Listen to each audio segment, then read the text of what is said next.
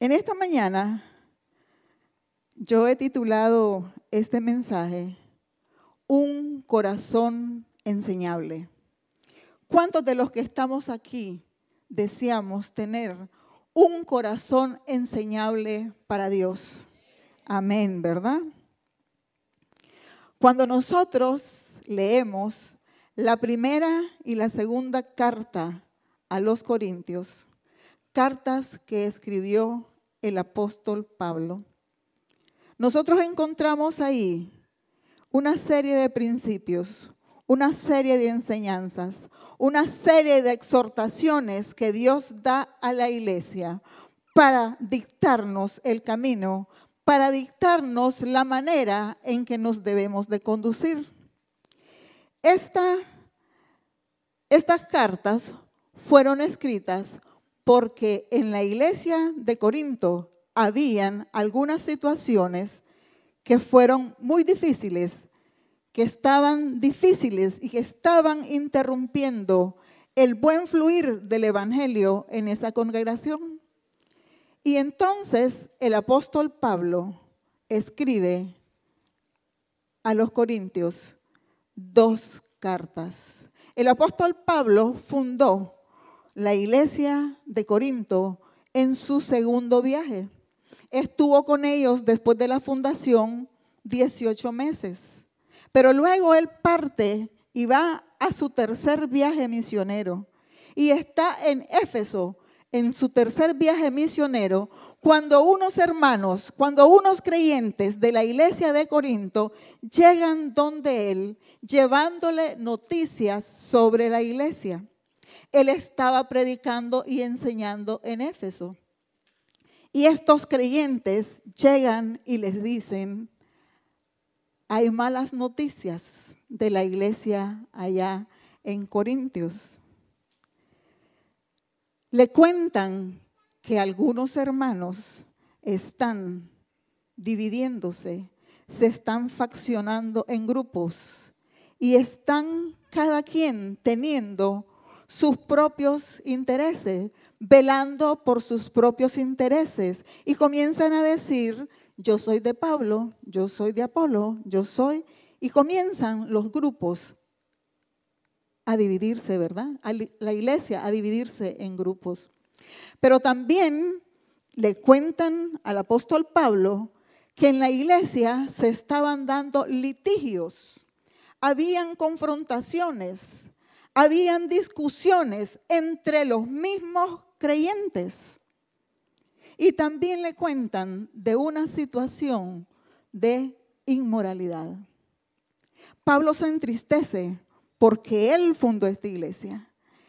Él es el padre espiritual de esta iglesia. Y él está apesumbrado por lo que está sucediendo. Pero luego llegan otros hermanos y le dicen: apóstol, en la iglesia nosotros tenemos algunas interrogantes. Queremos saber cómo se maneja el asunto del matrimonio. Queremos saber cómo proceder con aquellos alimentos que han sido sacrificados a los ídolos. Queremos saber cómo proceder con la Santa Cena y otros temas doctrinales que se comienzan también a levantar como interrogantes en la iglesia de Corinto. Entonces el apóstol Pablo inmediatamente escribe la primera carta a los Corintios. Una carta que yo les animo a cada uno de ustedes a que la lea. Es una carta con una exhortación fuerte a la iglesia y la manda. Es una carta donde él continúa enseñando sobre la doctrina que se debe de seguir y la manda a la iglesia de Corintios.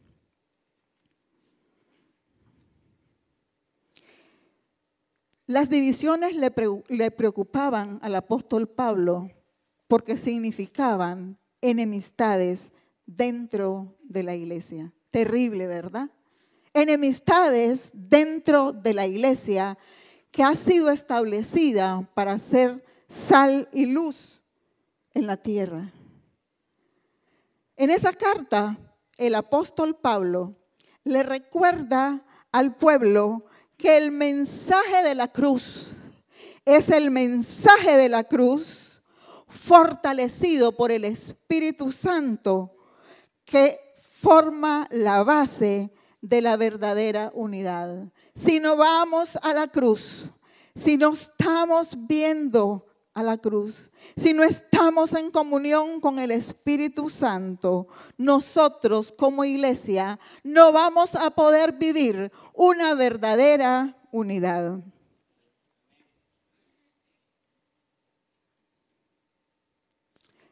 Esta carta está llena de exhortaciones y esas exhortaciones van en torno a enseñarle a la iglesia cómo comportarse como cristianos, a enseñarle a la iglesia cómo actúan los cristianos.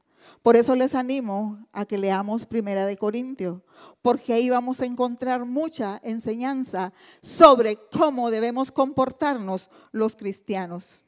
El problema más serio de la iglesia de Corintios fue su mundanalidad. No estaban dispuestos. La iglesia de Corintios no estaba dispuesto a abandonar la cultura que le rodeaba. Y cuando leemos y vemos estas situaciones, a veces encontramos algún parecido, ¿verdad?, con algunas de nuestras iglesias. Sus antiguas creencias. Las antiguas creencias de los creyentes de Corintio estaban minando su comportamiento. Se les había hecho difícil dejar la mundanalidad, dejar el mundo de donde habían salido. Pero Pablo les exhorta y les dice, como creyentes, nuestro comportamiento debe ser de esta manera. Pero la iglesia de Corintios es una iglesia con un corazón enseñable. Y usted me dirá, ¿por qué, pastora? Usted dice que tenían un corazón enseñable. Bueno, después de que Pablo manda la carta de exhortación, manda a Tito y a Timoteo para que vayan y visiten la iglesia. Y sobre todo para que se den cuenta, para que ellos investiguen, para que vean cuál fue el efecto que tuvo en los creyentes la carta que él había mandado. ¿Qué pasó después de que envió esa carta? ¿Siguieron las situaciones? ¿Esta gente cambió? Y Tito regresa con buenas noticias para el apóstol Pablo. Le dice Tito que los creyentes de Corinto que han recibido la carta se han arrepentido de haberse resistido a Pablo y sus enseñanzas. Un corazón enseñable. Llega una carta donde el apóstol Pablo les dice cuál es la manera de proceder, cómo debe de actuar un cristiano. Ellos se habían resistido a lo que el apóstol Pablo ya les había enseñado, pero después de la carta, las noticias de Tito es que esta iglesia se ha arrepentido. Qué maravilloso cuando nosotros podemos encontrar en la palabra, cuando nosotros podemos encontrar un mensaje, cuando alguien nos da una palabra y nosotros tenemos un corazón enseñable. Dios quiere que Casa de Mi Gloria tenga un corazón enseñable. Dios quiere que Casa de Mi Gloria tenga un corazón enseñable. Yo no sé usted, pero yo sí le he dicho al Señor, Señor, prepara mi corazón para que sea un corazón enseñable, dispuesto a acatar tu palabra. Pero luego de que Tito le da las buenas noticias de que en la iglesia los que estaban adversos se han arrepentido, también le da una mala noticia. Y le dice que de Jerusalén han llegado algunos con cartas de presentación y que están predicando en la iglesia de Corinto y que están predicando una falsa doctrina. Pero también le dice que estas personas que han llegado de la iglesia de Jerusalén están cuestionando su apostolado, están cuestionando el ministerio de Pablo.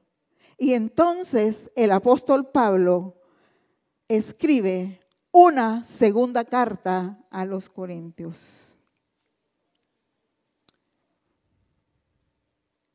Estas cartas nos confrontan a nosotros a revisar nuestra actitud.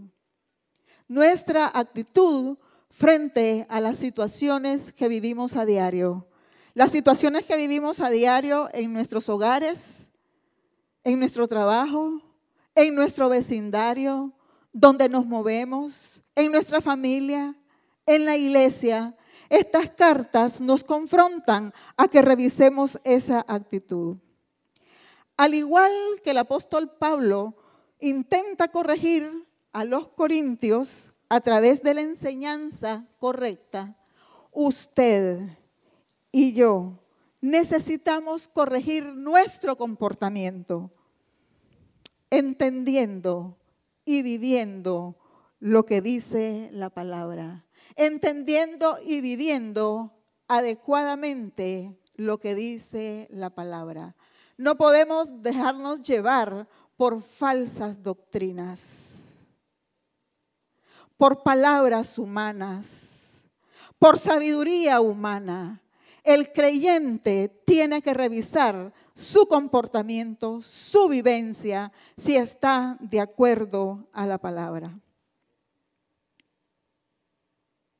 En esa segunda carta a los Corintios, el apóstol Pablo entonces comienza a defender su ministerio y su apostolado. No porque él quiera sobresalir, sino porque está defendiendo la palabra de Dios. Él cuenta en esta segunda carta todos los sufrimientos que le ha tocado pasar, los padecimientos que ha tenido. Esta segunda carta es como una biografía del ministerio del apóstol Pablo. Y nosotros vemos todo lo que ha pasado. Por ejemplo, cuando él está en Éfeso, fundando la iglesia de Éfeso, en su tercer viaje, de ahí tuvo que salir rápidamente, porque los comerciantes hicieron una protesta, hicieron algo en contra de él. ¿Por qué? Porque la gente se estaba convirtiendo y ya no estaban los comerciantes vendiendo ídolos. Ya la gente no estaba comprando ídolos, porque la gente se estaba convirtiendo al verdadero evangelio. Y eso no le gustó a los comerciantes. Él habla entonces de todos esos sufrimientos que él tuvo que pasar para ser un verdadero apóstol de Jesucristo. Él tiene que guardar su testimonio. Él tiene que seguir siendo sal y luz, independientemente de cuál sea la situación que él estuviera viviendo. Nosotros no encontramos en ninguna parte que cuando el apóstol Pablo, estos comerciantes se levantan y hacen una protesta en contra de él y tratan de agredirlo, que el apóstol Pablo haya buscado cómo hacer su bando y vengan para acá, juntémonos y hagamos. Él se defendió con la palabra, porque sabía que era fiel y justo quien lo había llamado. En esta segunda carta, él habla entonces de todos sus padecimientos. Incluso menciona en esta segunda carta el aguijón que él tiene en su carne. El aguijón que él tiene en su carne. Pero también habla de lo que Dios le responde cuando le pide que le quite el aguijón. Le dice el Señor: bástate mi gracia, bástate mi gracia. Bástate mi gracia, porque mi poder se perfecciona en la debilidad.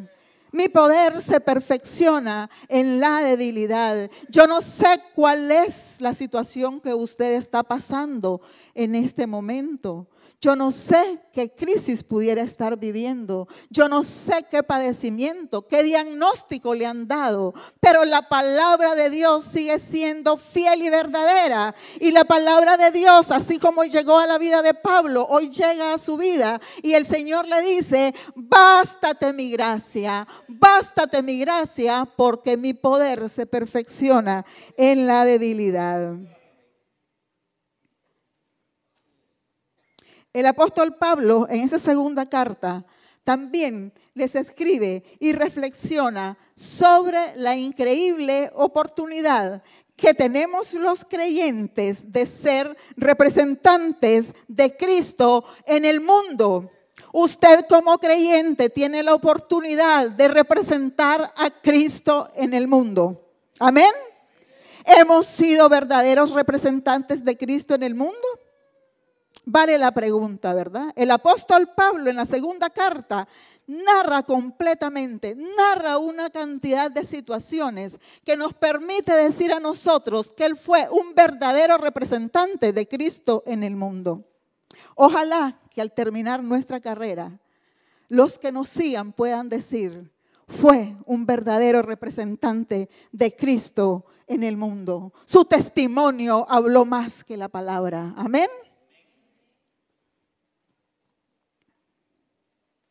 Entonces, dentro de todo este contexto de las dos cartas del apóstol Pablo a la iglesia de los Corintios, quiero que leamos un texto que sigue siendo palabra viva y eficaz para cada uno de nosotros. Y quiero que me acompañen a la segunda carta a los Corintios, capítulo 5, versículo 17.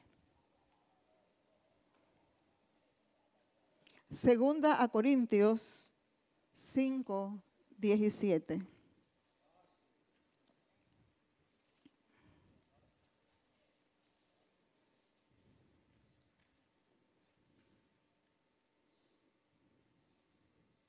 Amén, hermanos. Y dice la palabra del Señor: de modo que si alguno está en Cristo. ¿Cuántos de los que estamos aquí estamos en Cristo? Amén, ¿verdad? De modo que si alguno está en Cristo, nueva criatura es. Las cosas viejas pasaron. He aquí, todas son hechas nuevas. Si usted está en Cristo, es nueva criatura. No es una persona remendada, es una nueva criatura, una nueva creación. Usted ha sido creado nuevamente desde el momento en que usted aceptó a Cristo como su Salvador. Desde ese momento usted es una nueva criatura. Y la palabra es, de modo que si alguno está en Cristo, esta palabra no es para los que están afuera. Es para nosotros que estamos aquí, para los que estamos en Cristo, para los que ya hemos sido redimidos con la sangre de Cristo. Esta palabra es para usted y para mí. De modo que si alguno está en Cristo, nueva criatura es. Las cosas viejas pasaron. He aquí, todas son hechas nuevas. ¿Cuáles son todas esas cosas viejas que ahora son hechas nuevas? Todo lo que ha pasado. El apóstol Pablo, cuando él está defendiendo su ministerio, a él lo acusaban de haber sido un perseguidor de los cristianos, de haber participado y estar ahí presente cuando estaban ajusticiando a Esteban. Y muchos no creían entonces en el ministerio del apóstol, porque no creían en las cosas grandes y maravillosas que Dios puede hacer. Cuando nosotros comenzamos a cuestionar el testimonio de alguien, estamos diciendo, Dios es un Dios que no puede transformar. Así como transformó la vida de Pablo, así transforma la nuestra. De modo que si alguno está en Cristo, nueva criatura es. ¿Cuántos de los que estamos aquí podemos levantar nuestras manos y decir, yo soy nueva criatura en Cristo? Amén. Pero entonces, ¿cómo se hace posible esa transformación? Esa transformación, ¿cómo llega a nuestras vidas? Bueno, lo primero que tenemos que creer, lo primero que tenemos que conocer y tenemos que apropiarlo, interiorizarlo allá en nuestro corazón, es que los creyentes hemos sido llamados por Dios para dejar de ser parte del mundo y pasar a formar parte del pueblo de Dios. Pasar a ser parte del pueblo de Dios. Tenemos que entender, tenemos que creerlo, tenemos que vivirlo. Los creyentes hemos sido llamados por Dios para sacarnos del mundo y poder entrar a ser parte del reino de Dios. Algo más que tenemos que creer nosotros los creyentes es que la iglesia le pertenece a Dios. La iglesia es de Dios. Pablo llama santos, santos, usted es santo, usted es santo, todos aquí somos santos. Pablo llama santos a todos los creyentes quienes han recibido a Cristo como su Salvador. Somos santos y como tal entonces tenemos que vivir. En este texto de 2 Corintios 5:17, nosotros encontramos entonces 3 indicadores que hay que tomar en cuenta. Cuando nosotros hablamos de indicadores, son aquellos elementos, aquellas situaciones, aquellos objetos, aquellas maneras en que nosotros podemos medir algo. Por ejemplo, si usted va manejando su carro, usted con eso que tiene ahí, el velocímetro, creo que se llama, ¿verdad? Usted puede ir viendo a qué velocidad va. Ese aparatito le indica a usted qué velocidad lleva. Ese es un indicador. Si usted sale de Managua y va para Nindirí, que los invito a llegar a Nindirí, a gloriarse a Nindirí. Si usted sale de Managua y va para Nindirí, usted se va a ir topando en el camino unos postecitos así chiquitos pintados en blanco que llevan una numeración. Ese es un indicador que le dice a usted por qué kilómetro va. Entonces usted dice, sí, ya voy llegando a Nindirí porque voy por el kilómetro 20. En el 22 voy a doblar y entonces entro allí y 2 kilómetros hacia adentro y estoy en casa de mi gloria Nindirí. Usted tiene un indicador que le va diciendo. En la Biblia nosotros encontramos muchísimos indicadores que nos permiten conocer si nosotros estamos caminando, si vamos por el buen camino, si estamos nosotros llevando nuestra vida hacia la meta. Todos tenemos una meta y esa meta es llegar a la presencia de Dios un día y llegar ante la presencia de Dios y ser juzgados y ser encontrados santos ante Él. Pero para que nosotros podamos saber si vamos por ese buen camino, aquí en este texto encontramos 3 indicadores. Uno dice, si alguno está en Cristo. Vale la pena revisarnos si nosotros estamos en Cristo. ¿Estamos nosotros en Cristo? ¿Vive Cristo en mí? ¿Es Cristo la pasión de mi vida? ¿Me siento salvo? ¿Le agradezco a Cristo por la salvación, por su muerte en la cruz del Calvario? Si alguno está en Cristo, examinémonos a cada día. ¿Cómo estamos con el Señor? De manera que ese sea un indicador. Si vamos en el camino correcto, si vamos hacia la ciudad celestial. El otro indicador es las cosas viejas pasaron. Yo no conozco su vida. Entonces yo no le puedo ayudar a usted a saber si esas cosas viejas, si esas cosas que existían en su vida antes de conocer a Cristo han cambiado. Pero usted sí. Usted puede hacer una lista ahí, Señor, dice tu palabra, que las cosas viejas pasaron. Y en el pasado yo hacía esto y esto y esto y esto. Puede cada uno hacer su lista y evaluarse que tanto de esas cosas viejas ha dejado, que tanto de esas cosas ya son pasado. Y luego dice que todas son hechas nuevas. Y yo creo que para la honra y gloria de Dios, todos podemos testificar, al igual que lo hizo el apóstol Pablo. Yo antes perseguía a los cristianos, pero ahora predico el evangelio de Dios. Todos podemos tener un testimonio de la transformación que Dios ha hecho en nuestras vidas. Y podemos decir, igual usted puede decir, yo antes, y eso lo tiene que hacer usted. Porque yo no conozco su vida, pero usted sí.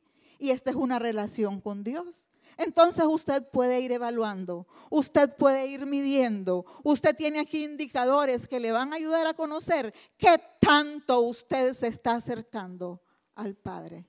Amén.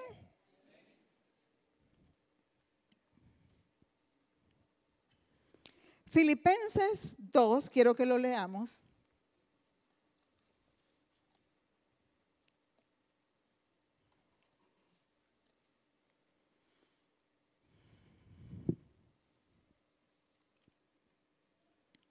La palabra tiene muchísimos indicadores de cómo nosotros vamos a ser transformados.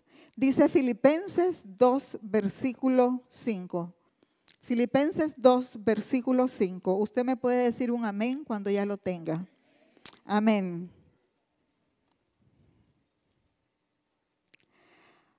Haya pues en vosotros este sentir que hubo también en Cristo Jesús. Otras versiones dicen, haya pues en vosotros esta actitud, la misma actitud que hubo también en Cristo Jesús. El sentir es lo que tenemos nosotros en nuestro interior. Y lo que tenemos nosotros en nuestro interior determina nuestro comportamiento.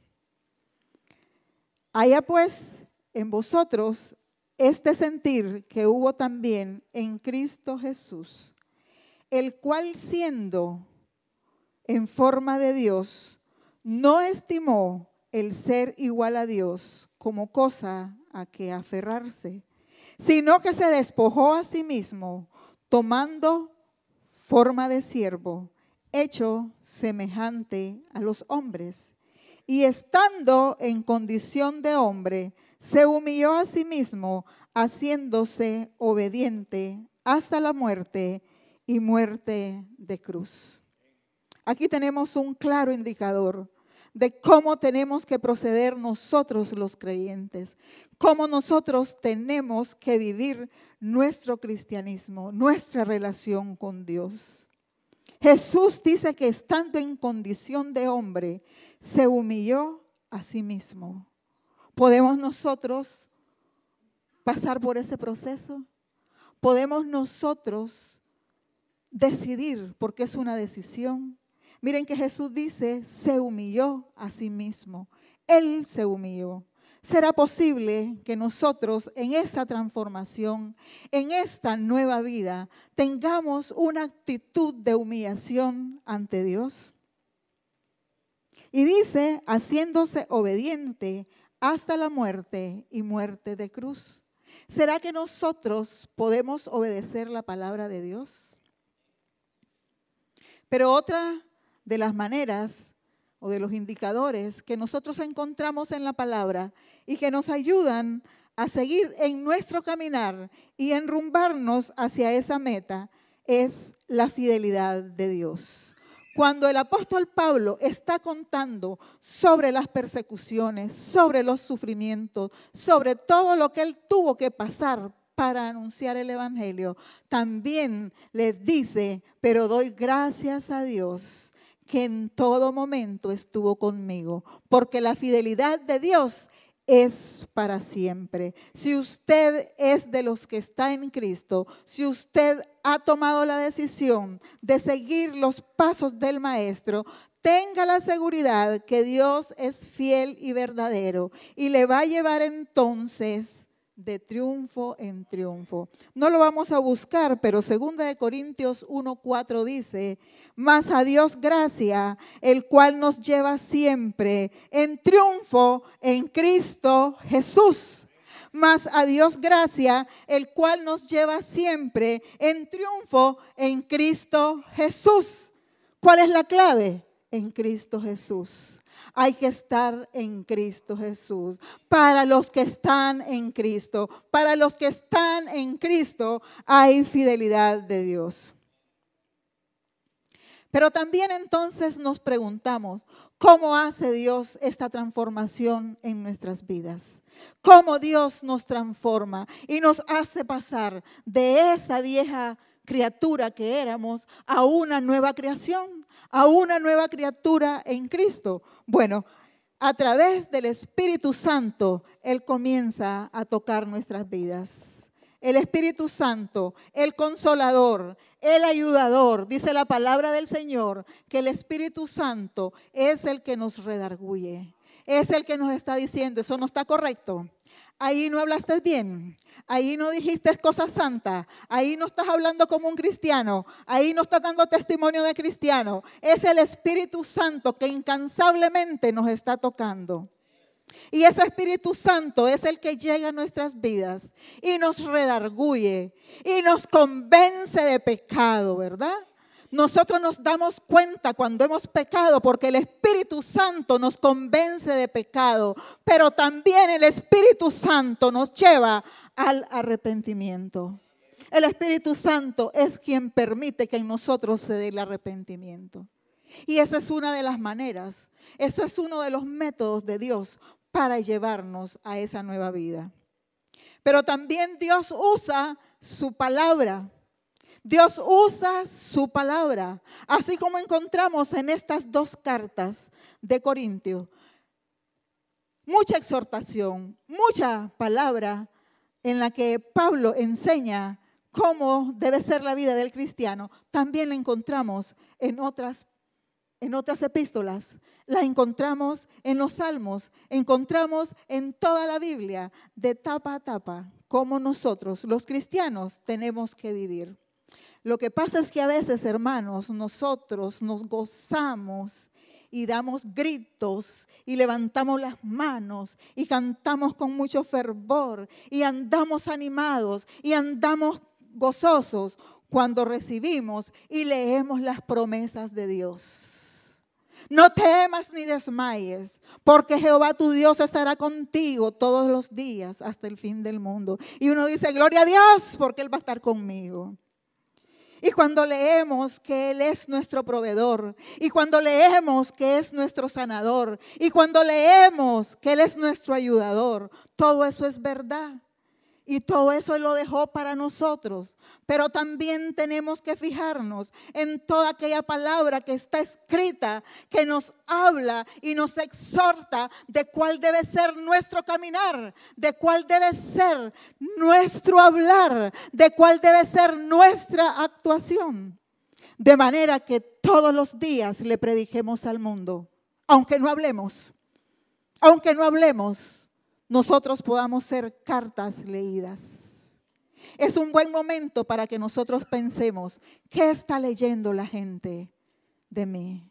¿Qué está leyendo la gente de mí? ¿Qué está leyendo la gente hoy de mí? Aquí hay mucha palabra de exhortación, hay mucho consejo, hay mucha sabiduría, pero a veces esa parte no nos gusta mucho.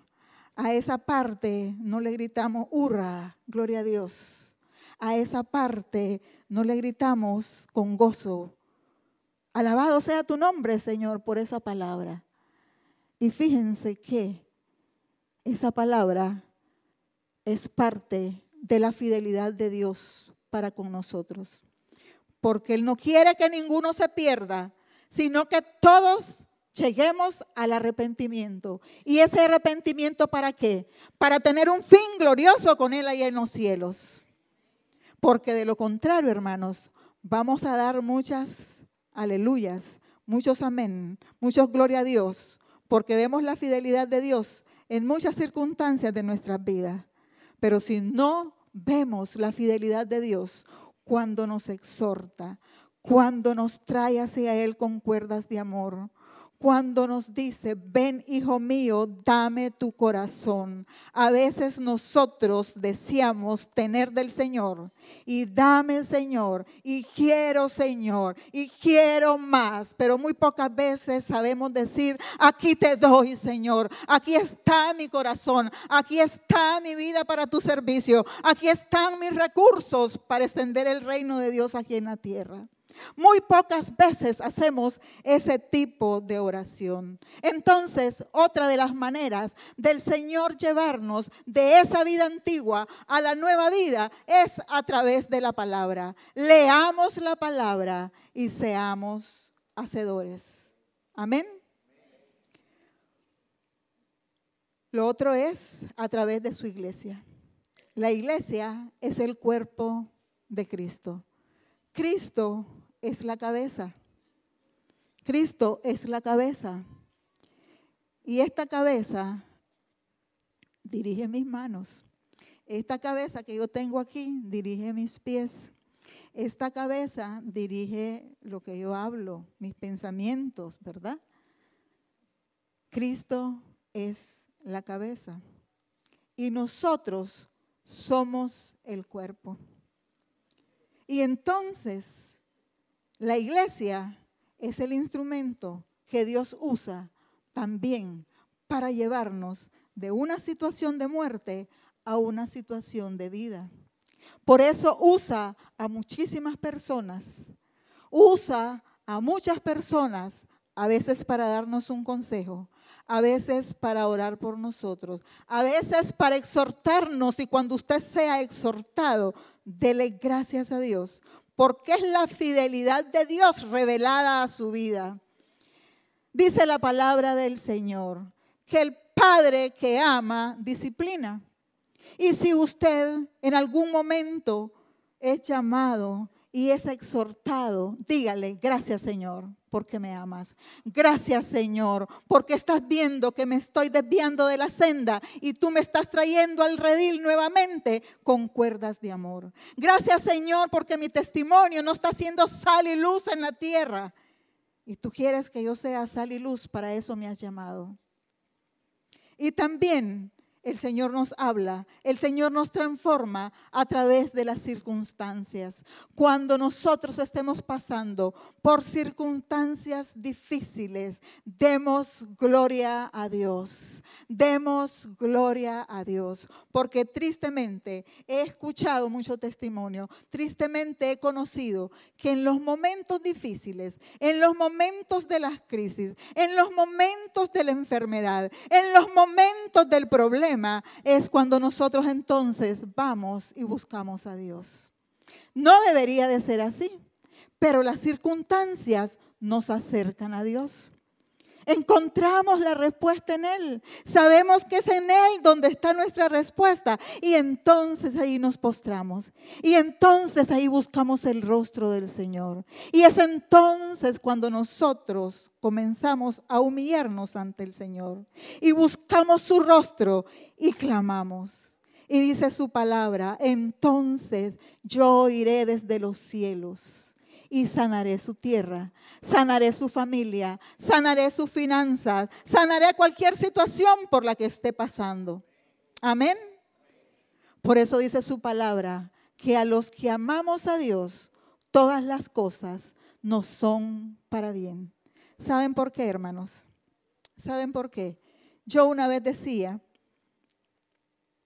que tener una enfermedad de esa terminal, ¿verdad? Que uno pasa un proceso largo, es una bendición.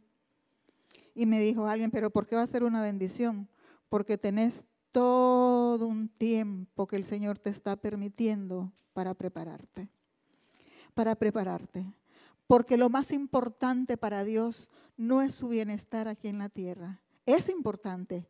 Él mandó a su Hijo para que tuviéramos vida en abundancia. Pero nuestra meta no es aquí en la tierra. Nuestra meta es allá en los cielos. Y usted podrá ser sanado de una enfermedad. Usted puede estar en una enfermedad terminal y el Dios de todo poder lo puede sanar así. Porque si lo hizo ayer, lo puede hacer hoy.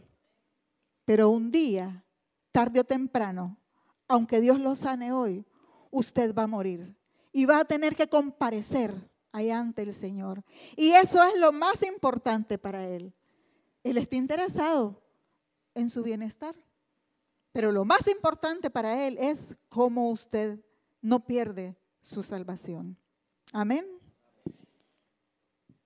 Entonces tenemos que Él nos transforma y nos lleva de esa vieja vida a la nueva vida a través del Espíritu Santo tocándonos, a través de su palabra. Y eso ya tiene que ver con una decisión y una disposición suya de leer la palabra. A través de su iglesia, eso también tiene que ver con una disposición suya. Si viene, si se congrega y si tiene un corazón enseñable para que cuando alguien le hable sobre alguna situación, usted pueda darle gloria a Dios.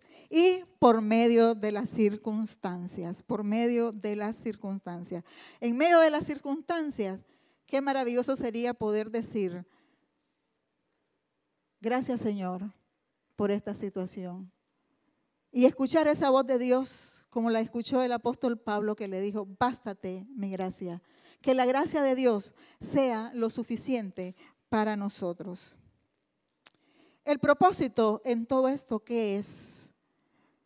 Cuando Él nos manda a cambiar de vieja vida a nueva vida, Él quiere moldear nuestro comportamiento. Eso es lo visible. Él quiere moldear nuestro comportamiento hacia Él. Y ese moldear nuestro comportamiento hacia Él no es algo superficial. Viene desde el corazón. Por eso debemos de tener un corazón enseñable. Él quiere moldear nuestro comportamiento hacia Él y hacia su reino.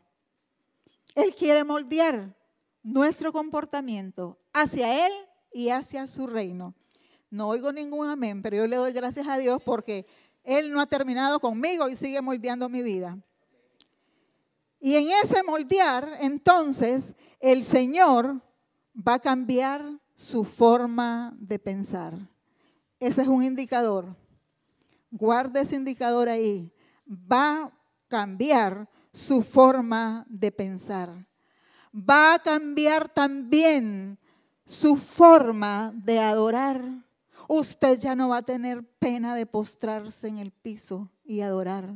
O de levantar las manos y adorar. O de llorar mientras está en la alabanza. ¿Por qué? Porque usted está siendo transformado a una nueva criatura. Y usted tendrá una nueva forma de adorar. Usted también va a ser transformado en su forma de amar, en su forma de amarnos los unos a los otros aquí en la iglesia. Tenemos que ser transformados. Un indicador de que nosotros estamos en Cristo es la manera en que nos amamos. Jesús le dijo a sus discípulos, el mundo sabrá que son mis discípulos cuando vean la manera en que se aman. Un indicador entonces es cómo nos estamos amando los unos a los otros. Otra transformación será tu manera de dar en el reino. Ya no vas a estar pensando, pero es que cómo le voy a dar esto al Señor. Pero es que cómo voy a ofrendar. Pero es que cómo tengo que cumplir con un 10% de diezmo. Dice el apóstol Pablo, cada quien dé como propuso en su corazón. Pídale al Señor que le dé un corazón enseñable para ofrendar. Que el Señor le enseñe a cumplir con el diezmo. Que el Señor le enseñe la gratitud de dar y poder ofrendar. Y también va a cambiar su forma de servir. Va a cambiar su forma de servir. Filipenses 1:6, si lo pueden buscar conmigo.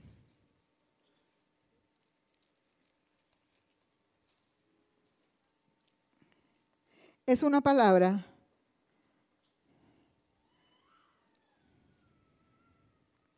que es para cada uno de nosotros. El Señor no ha terminado con usted. El Señor sigue formándole en esa nueva criatura, en esa criatura que llegaremos a ser a imagen y semejanza de Dios. Y dice Filipenses 1:6, estando persuadido de esto, que el que comenzó en vosotros la buena obra, la perfeccionará hasta el día de Jesucristo. Este día de Jesucristo es el día de la venida de nuestro Señor Jesús.